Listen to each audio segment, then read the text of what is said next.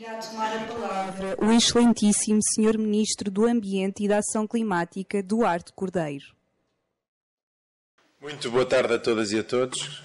Sr. Presidente da Câmara Municipal de Coimbra, Sra. Presidente da Associação Nacional de Municípios Portugueses, cara Luísa. Quero também cumprimentar o Sr. Presidente da ANAFRE, quero cumprimentar o Sr. Presidente da FEFAL, cumprimentar a Secretária-Geral da ANMP, quero cumprimentar também o meu caríssimo Dr. Fernando Leite, Diretor-Geral da LIPOR, cumprimentar a nossa vogal da APA, cumprimentar também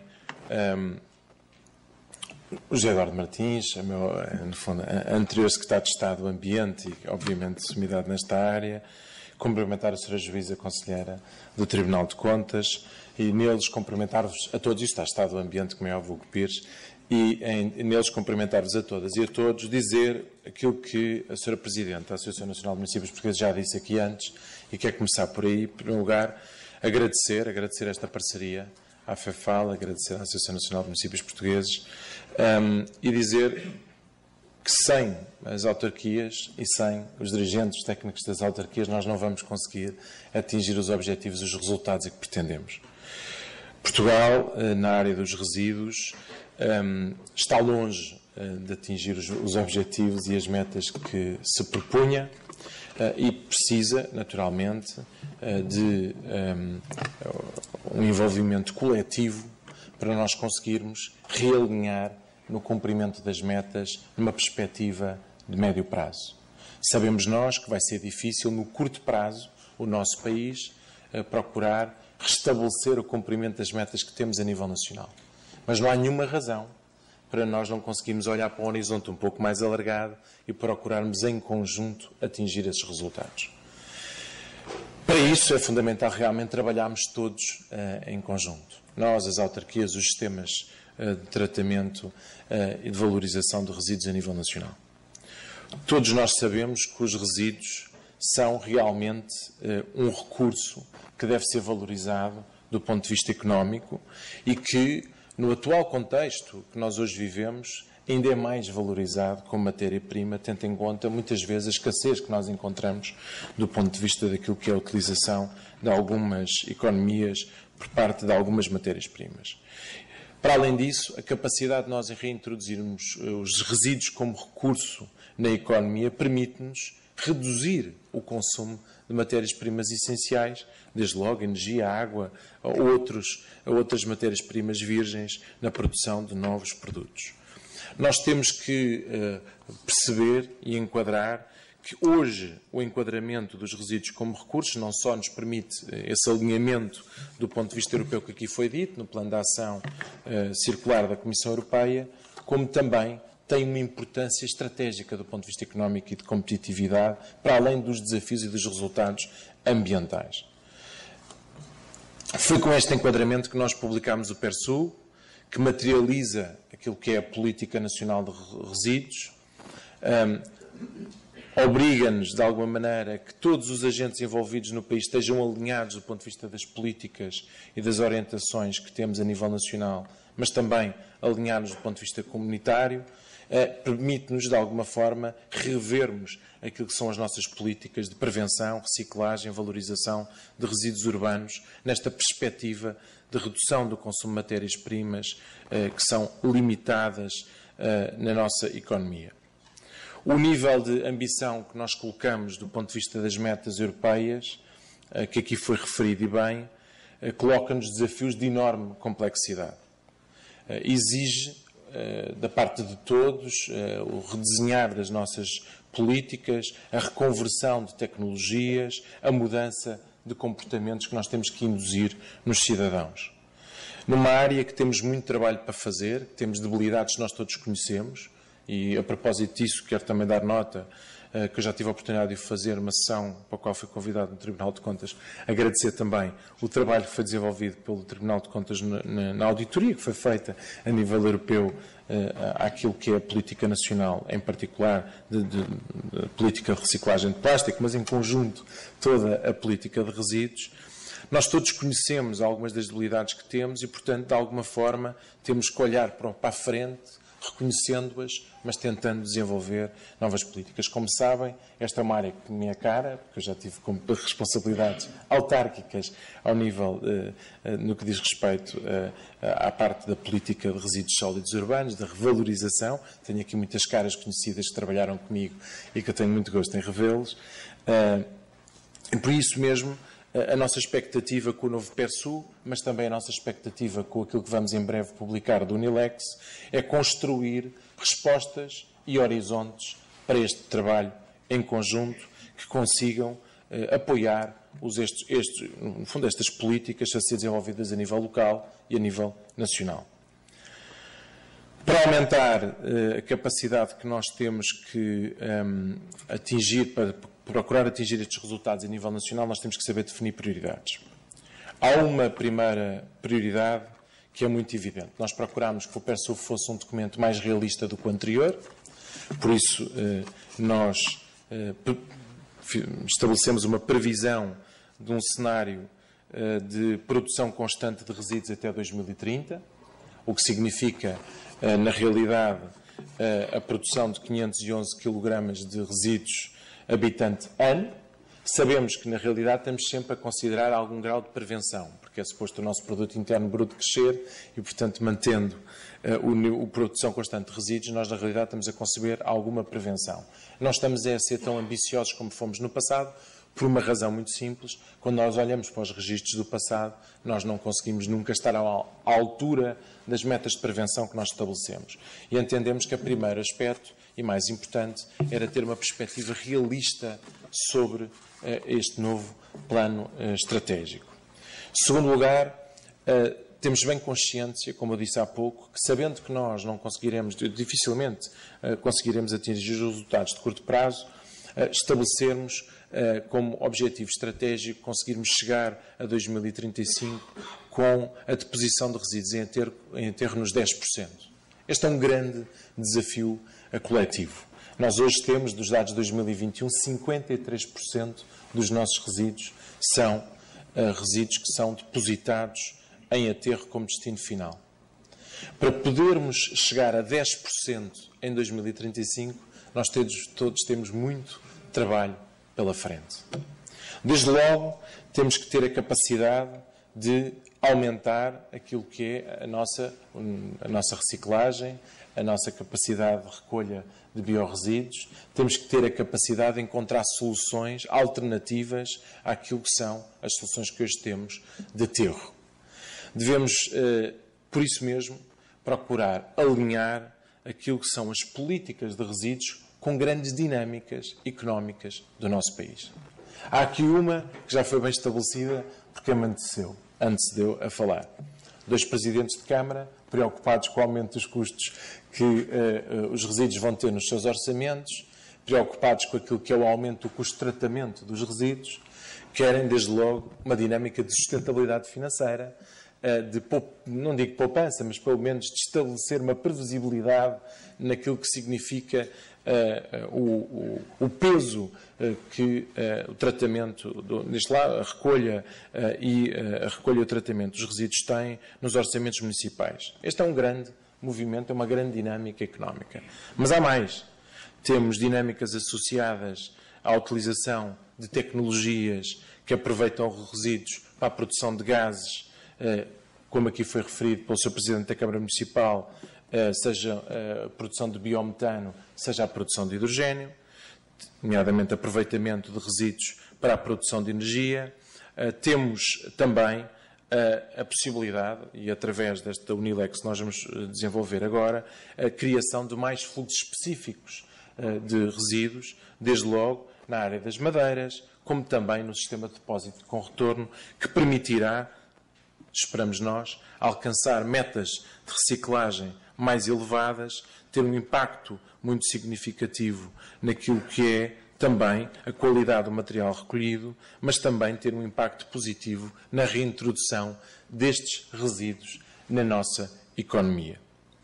Se nós tivermos consciência daquilo que são estas grandes dinâmicas, nós vamos procurar naturalmente, alinhando aquilo que são as políticas de resíduos nestas dinâmicas, ter apoio e encontrar financiamento para aquilo que são os projetos que nós desenvolvemos. Nós, para além disso, também temos uma consciência que nós não vamos conseguir nunca atingir os resultados sem valorizar e compensar devidamente os esforços dos municípios. Por isso também, na revisão do Unilex, nós prevemos uma maior cobertura de custos ao nível multimaterial, nomeadamente para compensar os municípios desde logo com a recolha e o tratamento de resíduos. Passamos também não só a considerar o acréscimo de custos com a recolha seletiva, mas também muitos custos que dizem respeito ao impacto do fim de vida da embalagem, seja ela recolhida seletivamente ou não. E, portanto, isso é algo que, no nosso entender, corresponde também à expectativa que os municípios têm. Falando de investimento, nós temos, como sabem, previstos no PT 2030 cerca de 286 milhões de euros para apoiar investimentos em baixa que serão distribuídos num contexto das CCDRs e das CIMs, para as quais, do nosso lado, do Ministério do Ambiente, do lado da Secretaria de Estado do Ambiente, nós vamos procurar identificar de forma muito clara algumas das principais prioridades ao nível regional para garantir que nós não temos aquela tentação de dividir os recursos que temos por todos os municípios, não conseguindo depois alcançar objetivos estratégicos. Nós temos que tentar ter uma dimensão estratégica nestes investimentos, mas obviamente tem que haver claramente uma correspondência também às preocupações que os municípios têm. Ao nível do Fundo Ambiental, tivemos já previsto avisos no que diz respeito ao financiamento de projetos de recolha de biorresíduos, devolvendo parte daquilo que é a taxa de gestão de resíduos que os municípios hoje suportam. Importa também ter noção que nós também temos a convicção de que, e é o que está estabelecido no PERSU 2030, que nós temos que melhorar esse incentivo aos municípios. Melhorá-lo significa, por um lado, procurar criar múltiplos incentivos. Desde logo, a possibilidade de não ver a taxa de gestão de resíduos agravada quando os municípios cumprem os objetivos que se estabeleceram do ponto de vista daquilo que são do PERSU 2030. Em segundo lugar, a possibilidade de aumentar a percentagem de financiamento que é devolvido aos municípios e devolvê-lo de uma forma direta, município a município, para garantir que todos têm devido estímulo para um investimento, seja na recolha seletiva, seja na recolha de biorresíduos. Essa mudança é uma mudança para nós importante, que nós queremos que essa mudança se opere deste ano para o próximo ano, para criar um maior incentivo, desde logo naquela dinâmica que eu estava a referir há pouco, que é a dinâmica da sustentabilidade financeira dos próprios municípios. Portanto, os municípios, à partida, terão incentivos, não só em aumentar e a criar as suas redes de recolha de biorresíduos para não pagar taxa de gestão de resíduos nos mesmos termos, e importa também sobre isso ter presente as orientações da ERSAR relativamente também aos custos de tratamento dos biorresíduos versus aquilo que é a fração resto, mas do nosso lado, o Fundo Ambiental, nós queremos incentivar os municípios, procurando devolver aos municípios uma parte do esforço que fazem do ponto de vista da taxa de gestão de resíduo e, inclusivamente, não agravar a taxa de gestão de resíduo no caso de cumprimento das metas e dos objetivos que definem. Depois, queria dar nota também que no âmbito da transposição de uma outra diretiva, que é de plásticos de uso único, nós também queremos começar a considerar, nessa diretiva, parte que corresponde ao financiamento da limpeza do espaço urbano. Ou seja, entendemos também que a limpeza do espaço urbano tem que ser considerada, e aqui é válida para as câmaras, também é válida para as freguesias, a limpeza do espaço urbano tem que ser considerada naquilo que são algumas das responsabilidades que nós entendemos que têm que ser assumidas por parte dos produtores. Por isso, dizer-vos o seguinte, o PERSU 2030 estabelece metas estratégicas. Nós agora teremos que ter a capacidade de poder desagregar ao nível regional e ao nível municipal. Temos que identificar, como aqui foi dito, investimentos estratégicos a realizar ao nível regional, aproveitando aquilo que são as dinâmicas existentes e as entidades existentes para poder ter economia de escala e poder ter, naturalmente, uma melhor relação dos investimentos que temos com os impactos que temos do ponto de vista ambiental. E para isso significa que as entidades têm que procurar trabalhar em conjunto, e aqui estou a falar das entidades de sistemas de tratamento em alta. Em segundo lugar, nós temos que saber aproveitar as dinâmicas já existentes económicas, desde logo na produção de gases renováveis. Nós hoje já temos, em Portugal, já tivemos um primeiro aviso do PRR de 100 milhões de euros para a produção de biometano e de hidrogénio e assinámos 25 contratos. Alguns deles já eram contratos de parcerias de municípios para tratamento de resíduos, para aproveitamento de produção de biometano, que se utiliza, por exemplo, entre outras coisas, na possibilidade de utilização nas frotas dos municípios. E isso é algo que se tem que perceber que hoje é uma nova oportunidade do ponto de vista do cruzamento daquilo que é a produção de energia com o aproveitamento de resíduos. E isso é muito importante, quer ao nível do biometano, quer ao nível do hidrogénio. Temos também que perceber a oportunidade que resulta da reintrodução dos resíduos dentro do sistema económico, do sistema industrial, como recurso na economia, não só continuando um exercício de simplificação de licenciamento ambiental que fizemos recentemente com a Simplex Ambiental, mas também procurando, de forma muito clara, incentivar o reforço dos fluxos específicos dentro dos nossos municípios, através de, por exemplo, neste caso em concreto, como referi, quer, por exemplo, das madeiras, quer, por exemplo, no que diz respeito às embalagens, quer outros fluxos específicos que nós possamos, de alguma forma, incentivar, sabendo, desde logo, que com isto nós conseguimos também reduzir a fração resto. Esta é das áreas do Ministério do Ambiente e do ponto de vista das metas ambientais. Nós agora tivemos recentemente o relatório ambiental da década da OCDE. Das áreas que nós temos, como dizia no início da minha intervenção, temos mais atraso. Não há razão nenhuma para que assim seja, se o país conseguir alinhar perspectivas e trabalhar em conjunto. Do lado do Ministério do Ambiente, há uma enorme expectativa que nós consigamos construir esse alinhamento e, a partir desse alinhamento, consigamos demonstrar ao país que vamos rapidamente começar a atingir resultados. Não falei de outras áreas, mas já agora queria dar nota também disso. Exige da parte dos municípios uma grande concentração na capacidade, especialmente na relação direta com os municípios, na relação direta com os cidadãos, na construção deste espaço de recolha seletiva, desde logo dos biorresíduos. Existe também em alta a nossa capacidade de redirecionar os resíduos da melhor forma possível, tendo em conta as tecnologias existentes. Não poderemos continuar a ter, como temos no nosso país, desperdício de infraestruturas industriais ao nosso dispor.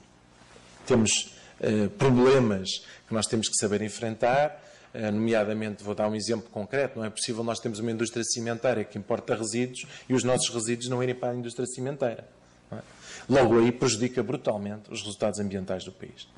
Cada um, à nossa escala, vai ter que conseguir dedicar-se nos próximos anos a um trabalho muito exigente para coletivamente melhorarmos os nossos resultados, sabendo todos nós, que é uma enorme expectativa das novas gerações, que é uma enorme expectativa dos nossos cidadãos e, em particular, que se nós não conseguiremos atingir os resultados, nós também não vamos atingir outras metas que temos estabelecidas, nomeadamente ao nível da neutralidade carbónica, ou mesmo do ponto de vista, como aqui foi dito bem pelo Sr. Presidente da Câmara de Coimbra, redução de problemas que nós temos também do ponto de vista também de saúde pública. Dizer-vos só o seguinte, e termino a minha intervenção neste campo, também tem que existir uma enorme compreensão da parte dos municípios com o processo transitório. Se nós temos novas infraestruturas que precisamos de desenvolver para construir alternativas às que nós hoje temos, nós temos que compreender que, enquanto não temos as infraestruturas alternativas, nós temos que utilizar as infraestruturas que temos para tratar os resíduos que nós temos em Portugal. Isso significa o quê? Quando nós temos infraestruturas licenciadas com potencial para a sua utilização, nós podemos desperdiçar. Eu não quero mais aterros em Portugal. Quero reduzir a fração resto para reduzir o volume de resíduos que vão para aterro. Temos que introduzir, como aqui foi dito na minha intervenção, recolha de biorresíduos para reduzir os resíduos que vão para aterro. Aumentar a reciclagem com fluxos específicos para reduzir os resíduos que vão para aterro. Encontrar soluções de transformação de resíduos em energia para reduzir os resíduos que vão para aterro. Em alguns casos, temos que saber aproveitar infraestruturas que temos já hoje disponíveis para estes resultados. nomeadamente as cimenteiras, mas podia dar outros exemplos. Mas há uma coisa que nós todos temos que ter consciência, e é muito importante este alinhamento, é que em algumas zonas do país, nós, enquanto não tivermos novas infraestruturas, não conseguiríamos substituir a utilização dos aterros como uma solução de tratamento que neste momento está disponível. E nós não podemos, nesta fase em que estamos, libertar-nos de infraestruturas que são essenciais neste momento para o tratamento de resíduos em Portugal. Quero isto dizer que devemos olhar para os aterros de uma forma prática e transitória, mas não podemos desperdiçar os que temos. Por uma razão muito simples. Vai ser cada vez mais difícil encontrar novas localizações para colocar novos aterros e, portanto, nós não podemos, obviamente, falhar na nossa missão, mas também não podemos desperdiçar as infraestruturas que temos neste momento ao nosso alcance. E, portanto, dizer-vos, fiz questão de vir cá hoje, porque acredito muito no trabalho deste setor. Tive já a oportunidade de trabalhar ao nível autárquico com muitas equipas de resíduos. Acredito muito no trabalho. É um trabalho duro, é um trabalho que merece todo o nosso respeito. São pessoas que trabalham muitas vezes a horas muito difíceis do ponto de vista da conciliação familiar. Pessoas que têm muitas vezes lesões difíceis do ponto de vista de trabalho. Eu tenho um enorme respeito por todas e todos os trabalhadores que trabalham no setor de resíduos urbanos. Acho que é impossível nós alcançarmos os resultados se nós não estivermos todos alinhados, os dirigentes, os técnicos. Queremos muito que o PERSUR 2030 traga este novo impulso, energia e vontade do ponto de vista de alcançarmos os objetivos em conjunto. Sabemos que temos muitos constrangimentos e muitas dificuldades pela frente. Só uma forma de podermos ultrapassar é se continuarmos a trabalhar em conjunto. Muito obrigado a todos, boa formação.